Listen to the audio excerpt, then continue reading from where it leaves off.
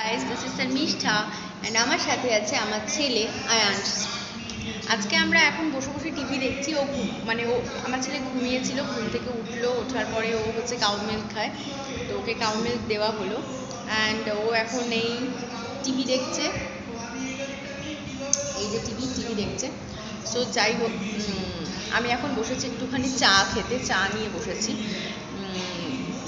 চাটা ওখানে রাখা রয়েছে। তো যাই হোক, আমি প্রত্যেক দিনই ভাবি যে এই তো পুজো চলে এসছে, সো আমি ডায়েটিং শুরু করব, কিন্তু আমার সেটা কখনোই পসিবল হয়ে ওঠে না। দুধ চা is just an emotion, I think. দুধ চা আমাদের সবারই খুব ফেভারিট। এবার দুধ চা খেতে গেলে তার মধ্যে উইদাউট চিনি ছাড়া, ভাই আমার পক্ষে চা খাওয়া মরে যাওয়ার সমান। তার থেকে আমি খাবো না, সেটাও ঠিক আছে, কিন্তু চিনি ছাড়া আমার পক্ষে পসিবলই না। সো যাই হোক, এখন আমি এই বসে পড়েছি দুধ চা নিয়ে। এই যে দেখা যাচ্ছে, আমি আমার ছেলের জন্য না গ্লাসটা আনতে পারছি না। এই যে আমার দুধ চা